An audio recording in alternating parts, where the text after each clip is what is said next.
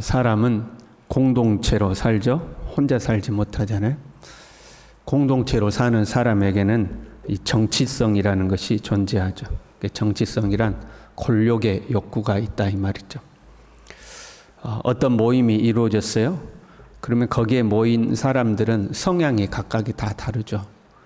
어떤 사람은 그냥 있는 듯 없는 듯 있으면서 여러 사람의 생각에 그냥 따르죠. 대세를 따르는 사람이 있죠. 그러나 어떤 사람은 그 모임을 주도하기를 원하고 자기의 뜻대로 이끌어가고자 하는 성향이 또 있죠. 이런 사람이 한 명만 있으면, 모임 중에 한 명만 있으면 그 사람이 그 모임을 주도해가고 나머지 사람은 뒤따라가고 이렇게 됩니다. 근데 이런 성향을 가진 사람이 두 명 있어요. 그러면 이제 알게 모르게 묘한 긴장감이 형성되죠. 내 뜻대로 하고 싶고 또 나도 내 뜻대로 하고 싶고 둘 사이에 긴장감이 형성되고 거기에 모인 사람들도 그 두 사람의 주장과 어떤 말들에 대해서 이 긴장감을 가지고 바라보게 되죠. 자칫 잘못하면 이 긴장이 깊어지기 쉬워요.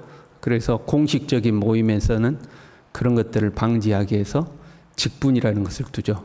네가 회장해, 네가 총무해 해가지고 딱 직분을 둬가지고 그런 갈등을 피하게 되는 거죠. 그런데 그런 직분을 두면 또 뭐가 생기냐면 그 직위를 얻기 위한 이제 정치 투쟁이 생겨나는 거죠. 내가 회장할 거야, 내가 회장할 거야. 이제 이렇게 해가지고 거기에 대한 갈등이 또 형성되는 거죠. 만약에 비공식적인 모임이어서 그러한 직위를 두지 않는다면 이 보이지 않는 힘의 대결이 존재하는 거예요. 그리고 거기에서 밀려나면 슬그머니 그 모임에 탈퇴하거나 모임에 안 나오거나 모임에 이제 소극적이게 되죠. 가봐야 내 뜻대로 되는 것도 아니고 자기들 알아서 하니까 나는 모르겠다, 나는 안 갈란다 이제 이래가지고 그 모임에서 슬그머니 이제 멀어지게 됩니다. 하다못해 동네 이 회관 또는 노인정이라도 그런 어떤 보이지 않는 힘의 관계가 존재하죠. 그래서 그 모임을 주도하는 사람이 있고 거기에서 밀려나는 사람이 있고 왜 회관 안 가십니까? 몰라, 그 꼴보기 싫어서 안 가. 이제 이래가지고 안 가는 사람들이 존재하고 이렇게 되는 거죠. 그러면 교회는 어떤가? 교회는 이런 어떤 힘의 대결이 있는가 없는가? 사실 교회는 이런 갈등이 없어야 합니다. 교회는 질서가 분명한 공동체죠. 교회의 머리는 예수 그리스도십니다. 그러니까 누가 예수 그리스도의 권위에 도전할 건가? 도전할 수 없죠. 그래서 교회는 머리 대신 예수 그리스도의 뜻대로 움직이면 되는 거거든요. 주님의 뜻에 순종하는 것이 이제 교회입니다. 그런데 현실은 또 문제가 존재하죠. 누구 말이 예수님의 뜻이냐 이렇게 되는 거죠. 누구 말이 예수님의 뜻이냐. 그래 우리는 머리 대신 예수 그리스도의 뜻대로 순종한다. 그러면 그 머리 대신 예수 그리스도의 뜻이 무엇이냐. 도둑질을 할 거냐 말 거냐 이거는 쉽죠. 그런데 왼쪽으로 갈 거냐 오른쪽으로 갈 거냐 이제 이거는 어려운 거죠. 내 생각에는 왼쪽으로 가는 것이 주님의 뜻이다. 뭔 소리냐. 내 생각에는 오른쪽으로 가는 것이 주님의 뜻이다. 이제 거기에서 다시 또 갈등이 형성되는 거죠. 그래서 교회도 공식적으로 뭘 둬요? 직분이라는 것을 두는 거죠. 직분을 두고 그 직분에 따라서 질서가 형성이 되는 거죠. 그리고 이 직분과 질서는 하나님이 세우셨다는 믿음으로 유지가 되는 거죠.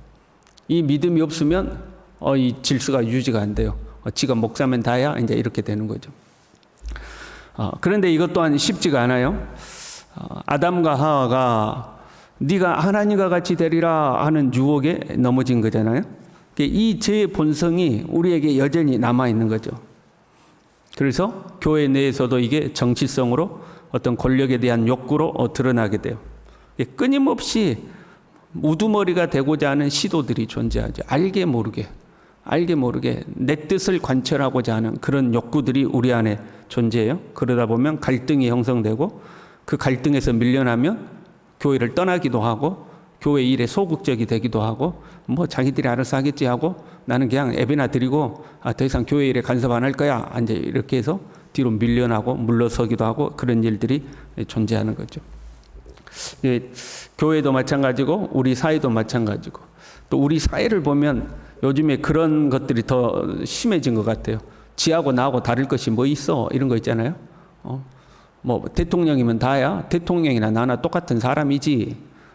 이런 거 있잖아요. 지가 사장이면 다야. 똑같은 사람이지. 이런 거요. 교회에서도 그런 거죠. 자기가 목사면 다야. 장로면 다야. 권사면 다야. 자기가 교회 오래 다녔으면 다야. 자기랑 나나 똑같지.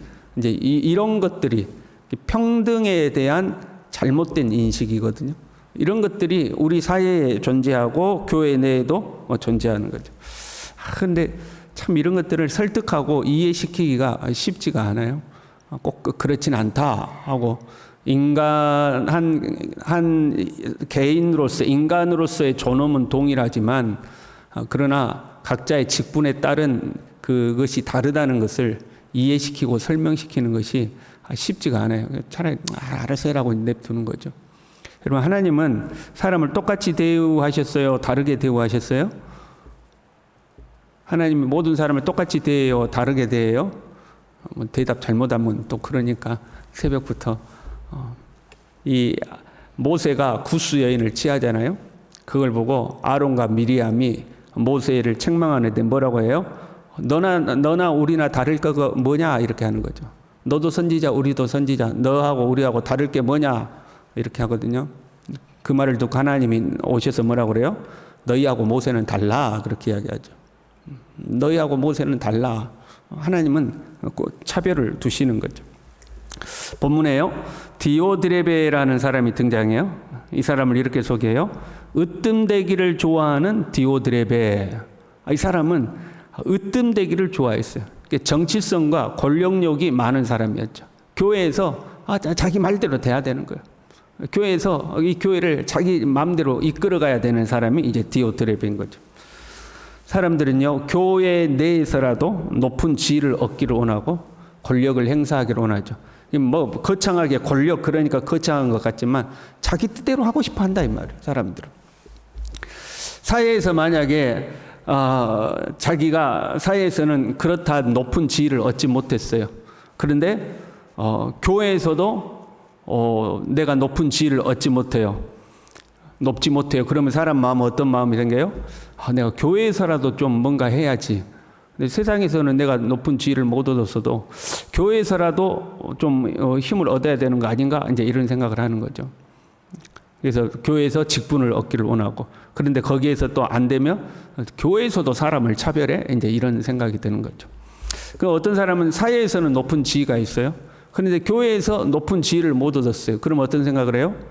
아니 내가 그래도 세상에서는 뭔데 내가 밖에 나가면 뭔데 교회 가면 내가 별 볼 일이 없네 그럼 내가 뭐라도 해야 되는 거 아닌가 또 이제 이런 생각을 하는 거죠. 그러니까 교회 내에서도 뭔가 힘을 얻기를 원하는 거죠. 그렇게 해서 교회에서 어떤 힘을 얻게 되면 그게 공식적인 직분이든 아니면 기득권이라는 텃세를 갖게 됐던 뭔가를 갖게 되면 그 힘을 놓지 않으려고 하는 거죠.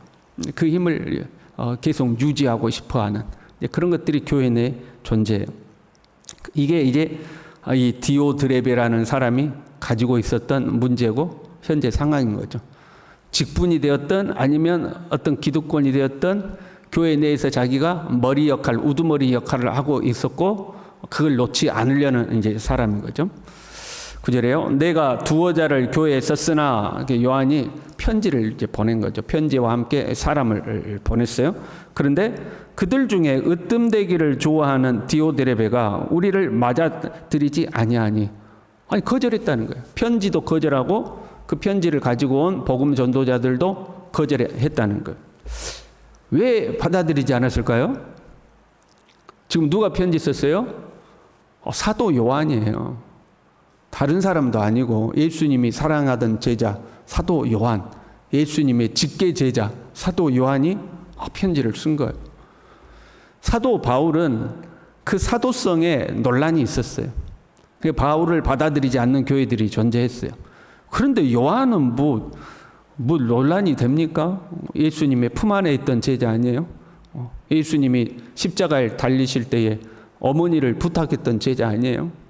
그런데 그 요한의 편지를 거절했어요. 왜 그랬을까요? 교회 내에서 자기의 기득권과 지도권을 잃고 싶지 않은 거예요.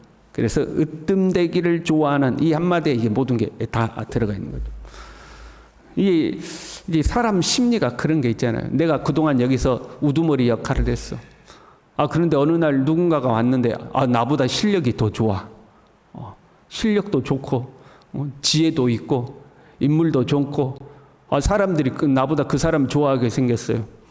그럼 그 사람 봐줘요. 어떻게든 괴롭혀서 쫓아내요. 우리 교회는 그런 게 없죠. 여러분은 다 천사 같아가지고 그런 마음이 없어가지고. 근데 사람 마음에 그런 게 있는 거야. 내가 그동안 대장 노릇했는데 나보다 더 뛰어난 사람이 왔다 이 말이야. 그럼 그걸 못 봐주는 거죠. 어떻게든 괴롭혀가지고 모이면 못 나오게 하든지 아니면 지발로 알아서 나가게 하든지 아니면 쫓아내든지 하는 거죠. 그런 교회가 굉장히 많아요. 새신자가 왔어요. 근데 이 새신자가 그 초신자가 아니고 다른 교회에서 이사해가지고 왔는데 참 믿음도 좋고 경험도 많고 실력도 있고 그런단 말이에요. 그러면 우리 교회 하나님이 좋은 일꾼 보내주셨다고 그 사람을 받아들이고 함께 자리를 마련해주고 좋은데 그게 안 돼요. 지가 온지 얼마나 됐다고 그러면서 이제 괴롭히는 거죠. 그러면 그 사람이 적응 못하고 결국에 이제 떠나는 거죠. 지금 이제 그런 거죠. 지금 텃세 부리는 거예요. 내가 지금 교회에서 우두머리 역할을 하고 있는데 사도 요한과 그 일행이 우리 교회에 오면 어떻게 될까요? 사도 요한이 왔는데 내가 뒤로 물러서야 될 거 아니에요. 그리고 사도 요한이 와서 우리 교회 돌아가는 걸 보고 이거는 하나님 앞에 옳지 않다. 이건 예수님의 가르침에 벗어났다. 내가 그동안 잘못 행사한 나의 지도력에 대해서 지적할 거 아니에요. 그 사람들은 사도 요한이다 하고 사도 요한 따라갈 거 아니에요. 그게 싫은 거예요. 내가 뒤편으로 물러나는 것, 내 뜻대로 하던 것 이제 못하게 되는 것, 또 내 잘못과 치부가 드러나는 것, 이렇게 다 싫은 거예요. 그러니까 편지도 거절하고 그 편지를 가지고 온 이 복음 전도자들도 거절하고, 보통 이제 복음 전도자들이 순회 전도를 갈 때 자기의 어떤 그 신분을 보장하는 의미로 유명한 사람들의 편지를 가지고 가거든요. 지금이야 교단도 있고 전화해서 확인도 해보고 이런 분 그 교회 소속 맞습니까? 확인도 해보지만 옛날에는 그게 안 되잖아요. 그래서 이제 편지를 가지고 가는 거죠. 나는 사도 요한이 이렇게 추천한 사람이다 하고 이제 편지 딱 가지고 가는 거죠. 그럼 그걸 보고 이 사람은 이단 아니다. 이 사람은 거짓 교사 아니다. 이 사람은 확실한 복음 전도자다. 이걸 딱 확증을 하고 그 사람을 영접하고 교회에서 복음 전도 활동할 수 있도록 후원하고 이러는 거거든요. 그런데 그 요한의 편지를 가지고 왔음에도 불구하고 거절한 거예요. 10절에요. 악한 말로 우리를 비방하고 오히려 부족하여 형제들을 맞아들이지도 아니하고 맞아들이고자 하는 자를 금하여 교회에서 내쫓는도다 그랬어요. 그러니까 악한 말로 우리를 비방해서 사도 요한을 비방했다는 거예요. 그냥 거절하고 그냥 쫓아낼 수는 없잖아요. 요한의 편지와 함께 사람들이 왔는데 이유 없이 쫓아낼 수 없으니까 악한 말로 있는 말 없는 말 갖다 붙이고 지어 붙이고 부풀리고 해가지고 이건 이래서 안 되고 저건 저래서 안 되고 요한이 어쩌고 저쩌고 해가지고 비방하고 그 다음에 형제들을 맞아들이지도 않고 복음 전도자를 맞아들이지 않았단 말이에요. 그리고 그러면 되냐, 그래도 사도 요한이 보낸 편지고 사도 요한이 보낸 사람들인데 그래도 이 사람들 받아들여야 되지 않느냐라고 하는 그 사람들은 교회에서 쫓아내버렸다는 거예요. 그러려면 교회 나가 하고 이제 쫓아내버린 거예요. 아주 못된 사람이죠. 이전에 기록됐던 가이오라는 사람은 칭찬받고 축복을 받는 사람이었어요. 그렇게 칭찬을 받았던 이유가 네가 진리 가운데 행한다는 소식을 들으니 내가 너무너무 기쁘다. 그리고 그 진리 가운데 행한다는 게 뭘로 드러났어요? 사랑으로 나타났죠. 그 사랑은 어떤 사랑이었어요? 성도들과 특별히 복음 전도자들이 교회에 왔을 때 그들을 잘 영접하고 잘 섬기고 그들이 떠날 때 경비를 또 후원해주고 하는 그 복음 전도를 위한 사랑으로 드러났어요. 그래서 가이오는 칭찬을 받았어요. 그런데 이 디오드레베는 정반대인 거죠. 안 받아들인 거예요. 오히려 쫓아내버린 거예요. 뭐 때문에요? 자기의 기득권을 유지하고 싶어서, 자기 마음대로 하고 싶어서 쫓아내버린 거죠. 이 디오드레베는 교회를 주님의 교회로 생각한 것이 아닌 거죠. 사람들의 모임으로 생각한 거예요. 거기에 자기가 으뜸, 우두머리, 교회 머리는 예수님인데 자기가 우두머리가 되고 싶은 거죠. 교회를 주님의 교회로 생각하지 않았다. 이게 사실 핵심적인 문제죠. 주님이 교회의 주인 되신다.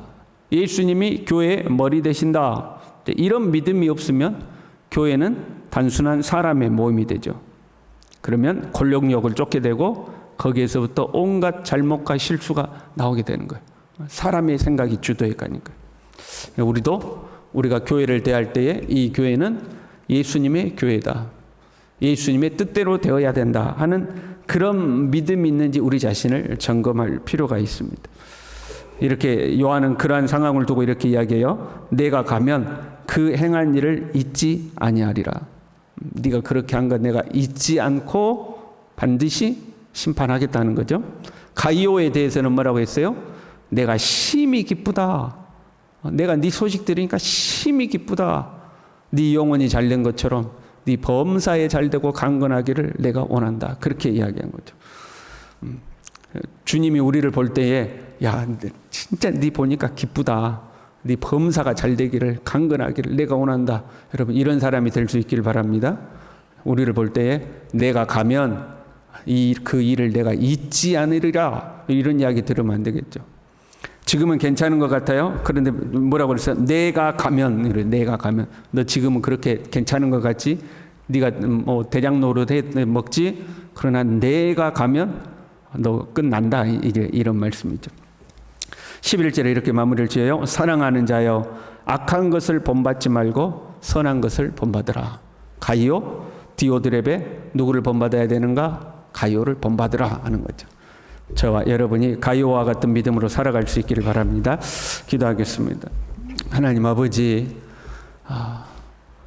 주님의 몸된 교회를 사랑하고 머리 대신 예수 그리스도의 뜻을 따라서 서로 사랑하며 특별히 주의 복음을 위하여서 우리 자신이 헌신하며 겸손히 주님의 나라를 위하여 살아갈 수 있도록 디오드레베처럼 내가 머리 되기를 원하고 내 생각대로 하기를 원하여서 복음을 전하는 형제들을 사랑하지 아니하고 오히려 자기의 기득권을 위하여서 교회의 분쟁과 다툼을 일으키는 하나님 그런 어리석은 자가 되지 않도록 우리 모두를 붙드시고 인도하여 주시옵소서. 예수님의 이름으로 기도 올리옵나이다. 아멘.